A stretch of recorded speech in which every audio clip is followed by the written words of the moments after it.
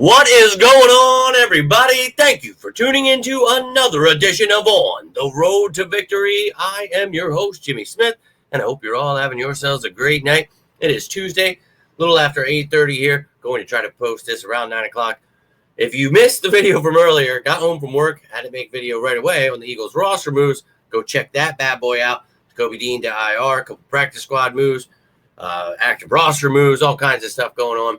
Go check that bad boy out. But it's Tuesday night, and the Eagles are in the playoffs. So this train keeps on moving on the road to victory. So we are here behind enemy lines, and we're going to get to know everything about the Eagles' divisional round opponent, the Los Angeles Rams. And you remember we smoked them in Week 12. We're up by 24, allowed them to score some garbage time points, and ended up winning by 17. But seeing the narratives, from the media out there, is the greatest team they've ever watched. Nobody wants to see the Rams are the greatest. It's all opposed. This is going to be a much different game this time around. Yes, it will. We have Devontae Smith back, and this game will be at Lincoln Financial Field, where these little LA boys can freeze them little saddles off. So, it's going to be different in the form of we are whooping that ass, baby, over and over again, and maybe by more this time. So I agree with you, but we're here to break it down, get to know this opponent. We'll talk about the playoff brackets. We'll look at the regular season stats and rankings for the Rams, talk about what they did against the Vikings last night. Then we'll talk, of course, about their coaching staff, practice squad, IR, and their roster as a whole, look at their depth chart.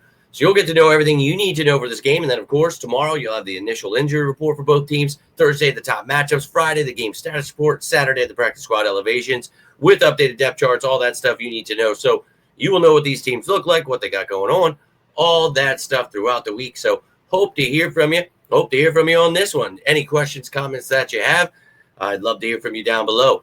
Appreciate you guys hitting that like button, sharing this, subscribing, all the stuff you're doing. I cannot thank you enough for the support. But let's jump right into this bad boy. And, now that we know our opponent, the divisional round is set for both the NFC and AFC. And you can see the matchups here. Saturday, the Lions and the Commanders. And then, of course, in the AFC, you have the Chiefs and Texans as well. And then on Sunday, the Eagles versus the Rams at 3 o'clock, followed by the Bills and Ravens. So looking forward to this. And we talked about this at the beginning of the playoffs. I'm not afraid of any team. I haven't been all season. You've heard me. Yes, they're going to have issues. Yes, it's the NFL, and teams aren't going to be perfect every game.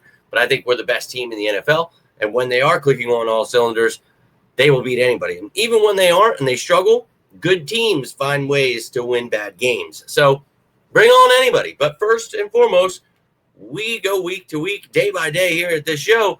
But we're going to beat the Rams first. So then we can move on and talk about everybody else. But I think the LA Rams, obviously, a pretty good team.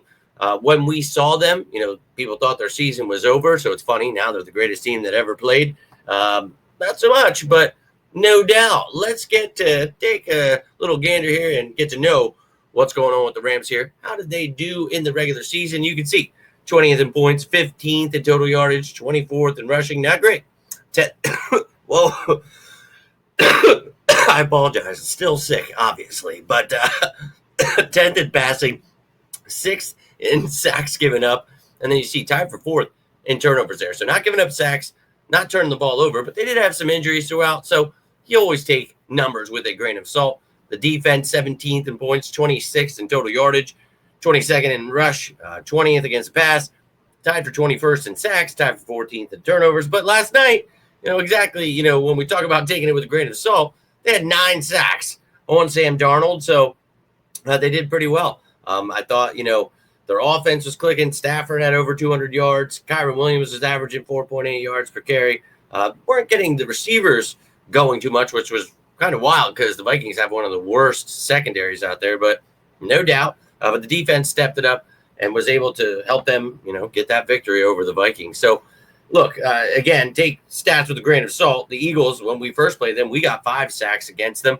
So, yeah, they're only giving up 1.8 per game, but that doesn't mean shit. So I thought the Eagles that first time around, we were able to put up yards, points. Saquon ran all over them.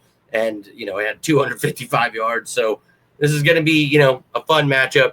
Take the numbers with a grain of salt again. But just to give you an idea of how they did this year, And now let's take a look at this team right here, right now, what they've got going on. We'll look at their coaching staff, practice squad, IR, and then, of course, the active roster on the depth chart there. So you got McVay with LaFleur there running the offense. Then you got Chris Shula as the D coordinator, Chase Blackburn there as special teams. So nothing has changed since we saw them a few weeks ago. Not going to beat a dead horse here. We talked about all this stuff. And, great coaches, great offensive mind. Can't wait to see him going up against Vic Fangio. And we'll talk about that, throughout this week here. But going to be a fun one.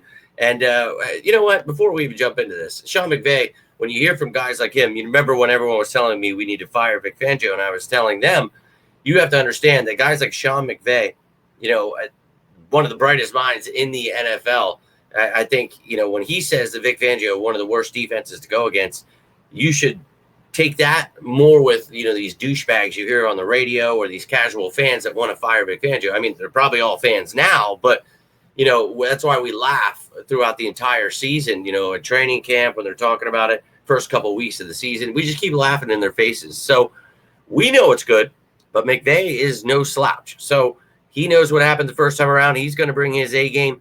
We need to have Vic Fangio stepping it up. And then Shula, he's going to do what he can to come after Jalen Hurts. You remember in that first, again, we ran all over him. So you didn't have to pass. I know the media would be confused as to why you didn't throw for 500 yards when you ran for 255 with one guy. Not very confusing to me. Jalen Hurts, 179 yards and a touchdown. Did what he needed to do, 15 for 22. And a lot of people get confused there. Just like the last game, everybody wants to, trade Hurts and he sucks and this, that, the other thing. But honestly, he's playing well for what he's given. And this is a run-first team. So let's just slow our roll here on the, dumbass WIP stuff. Please, for the love of God. But this team, they've got a tough test in front of them. Good coaches. Now let's take a look at this Rams team, get to know them. And here's their practice squad. Only 5 guys there on the offensive side of the ball, and then they've got 12 on defense there with David Olaji is exempt there from the international player program. So any of these 2 guys can be elevated for the game on Sunday. So I'll keep you up to date. That news will come out on Saturday. I mean, they can sign any of these guys to the active roster if they want at any point, but those elevations will come out Saturday. I'll keep you up to date with any moves both of these teams make. Now, before I show you the depth chart, let's look at the people that will not be on that. Rookie Blake Corum is on this IR now. He was there last time we saw him. Nick Hampton, the edge guy. You got Darian Kendrick there. KT Leviston, he was designated return last time we played him, so maybe he came back and got hurt again because I don't know how the hell he would still, but yeah, that's how that would work. Connor McDermott, Murchison, Reeder still there, and then Trey Tomlinson as well. So mostly the same, except for Corum being added there and Nick Hampton.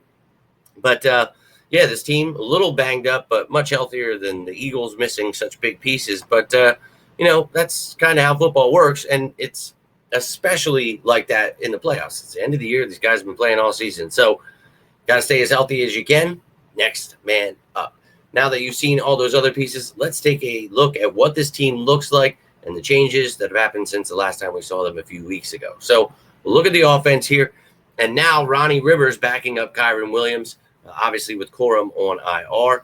But you still got Stafford there. They still have Nakua, Kupp, Robinson. And I keep hearing people talk, it's going to be different this time. But all these guys played last time. The only person that didn't was Tyler Higbee. And, he did pretty well yesterday, but then ended up getting banged up there. So we'll see that initial injury report out tomorrow, what's going on there. But, so that's different. And they do have Alaric Jackson there at left tackle rather than Joe Newboom. And then Bo Limmer there at center rather than Jonah Jackson. So they have a couple changes to the offensive line and tight end there, but they still got their star players that they had last time when we beat their ass 37-20. And really, they scored that garbage time touchdown, so they really only had like 13 points. So, that's cool that they've got all these stars and, the media wants to give them free HJs. That's fine. Wait till you play the best defense in the NFL. Best of luck to you. But now on the defensive side of the ball, they've got a damn good young defense here and a bright future ahead. But, this Eagles offense, I get it. They weren't looking the greatest against a really great Packers defense. But to me, it's 1 week, dude. This week, you come with a great game plan. Things can be clicking, and maybe you run the ball all over them again. I know the media might get upset there, but I'll be excited. I want to win. I don't care about stats. I don't care about any of that weird shit.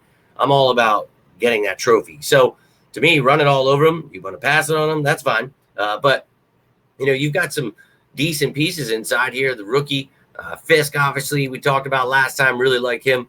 Brown and Turner there. The edge guys, Byron Young, Jared Verse there. Ooh, that's a nice little duo there. So we got to protect Jalen here. I think we only gave up 1 sack last time.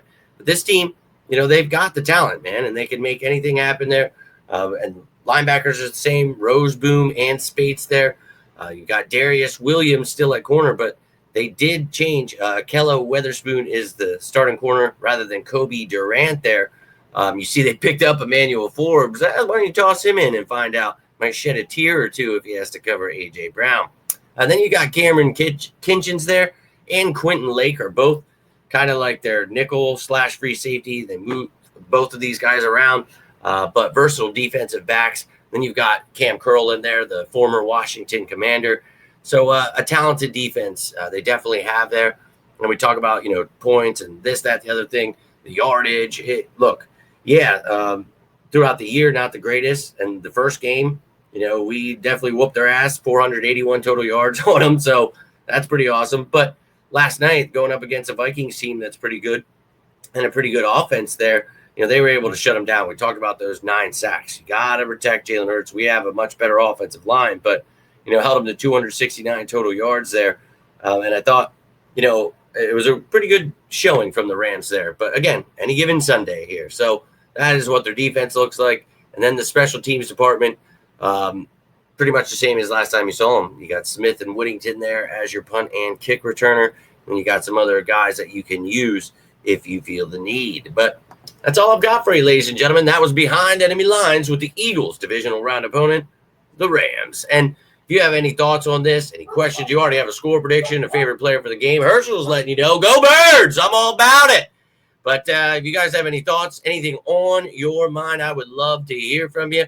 And look, it doesn't have to be about the game. You need something, you're going through something, always here for you guys as you are for me. Just reach out, man. Always here. Love you guys. And I appreciate you hitting the like button, sharing, subscribing. Sorry, my brain is fried. It was a very, very long day at work and then came home, made that first video. Go check that one out with all the roster moves. And now I'm going to try to get this out. Trying to get some effort sleep. And then tomorrow we will have the initial injury report. So hope to hear from you then. Have yourselves a great rest of your night. And until next time, I am Jimmy Smith. And this is On the Road to Victory. You all stay safe out there. And as always, go Birds!